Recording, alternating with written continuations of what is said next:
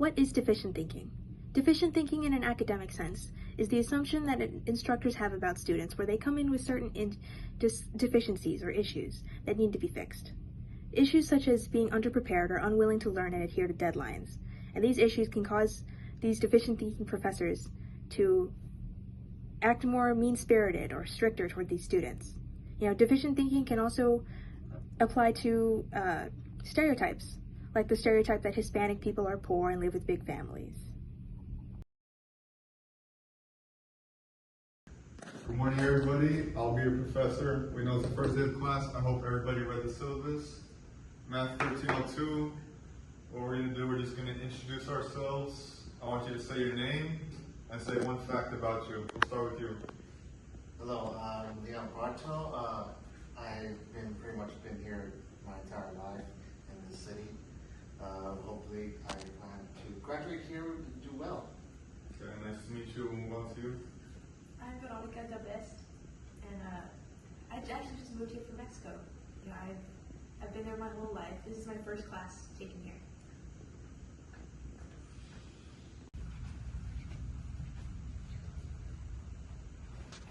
So everybody, that was today's lecture. I hope you enjoyed class. I'll be right here at my desk. If anybody has any questions, please feel free to come up and I'll help anybody has any questions. I'll be right here. So yes, I actually have a question. I just want to make sure if I got this section here correct. This one right here? Yeah. Okay. Let me take a quick look at that. Okay, so divide and exponent and carry the 1. This is perfect. Yeah, this is just what I wanted. Very proud of you. Good job. Anybody else? Okay, yeah. I had a question here. What am I supposed to do with this number?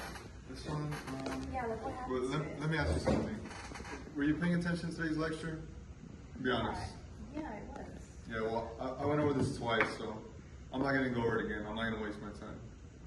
Okay. Okay, what about this here? This, where did you say you're from? I'm from Mexico. People like you don't tend to do very well in my class. People like me? Yeah, you're kind. If I could give you one piece of advice, just drop this class. I can tell you're not going to do well.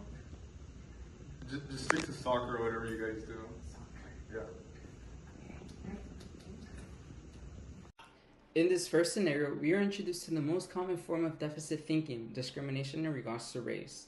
We can see that when the student is openly telling the professor that they are Mexican, the professor seems to make a face in a form of disgust, showing signs of racism in comparison to the first student that openly said that they had been in this country all their life.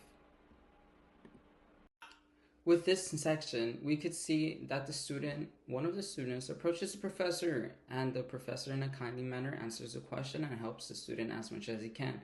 But as soon as the student that openly said that they were Mexican, there's already some deficit thinking, especially after the comments that he said that people that are like them don't really do good in their math class and they usually just drop out, and suggests the students to stick to soccer, sort of going back to the stereotypical comments that hurt many people's feelings. And in this scenario, after the professor said all of these things, the students' feelings are really hurt, showing the harmful effects of deficit thinking. Go.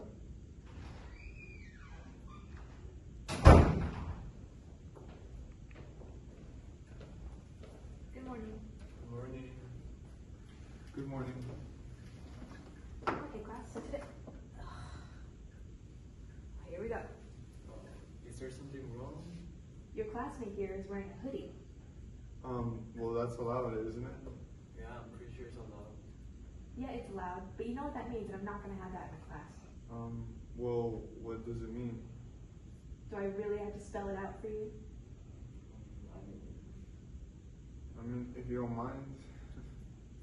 Okay, well it means that you're a troublemaker and that you don't care about this class, that you don't pay attention. And I don't teach troublemakers. What? I'm not a troublemaker. In fact, I've been paying attention, a lot of attention in this class since day one. Yes, really. Alright, then prove it. I will. Write down on the board what we did yesterday. I will.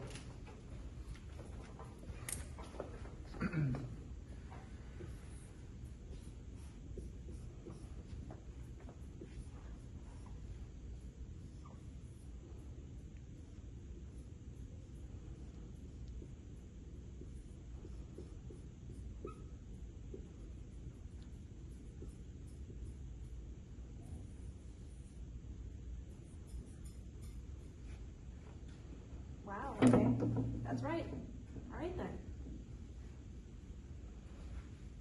That's it. In this following scenario, we are introduced to a student that is wearing a hoodie and walks into class normally, but as soon as the professor sees this student, is heavily confronted and told many horrible things. This student, although defended by one of his fellow classmates, was pictured by the professor as a troublemaker, demonstrating the professor's form of deficit thinking, assuming that he does not pay attention and he does nothing good just because they're wearing a hoodie.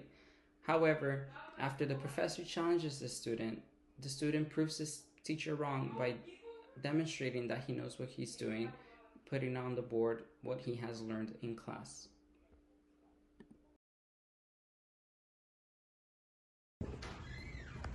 And if you guys paid attention to yesterday's lecture, you'll know that this concept shows up a lot in the homework and is very important. You're 10 minutes late, bro. Every day. I know, I have to talk to you. I can't help it. And then 10. All right, bro. I'm out of here. See you later. Alright, see you, bro. I'm gonna talk to the professor. Oh, good luck, man. Alright, then.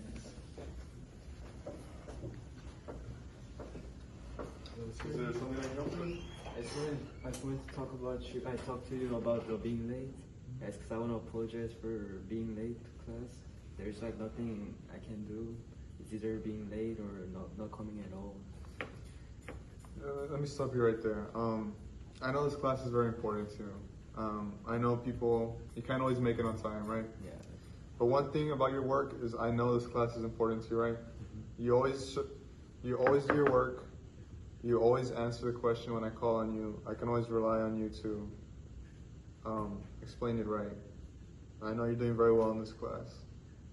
Oh, so that means you don't think of me as a bad student? No, of course not. You're a great student. Matter of fact, you're one of the top students in this class, just based off this last test. I'm actually very proud of you. Oh, really? Thank you, sir. See you tomorrow. Alright, see you tomorrow, sir.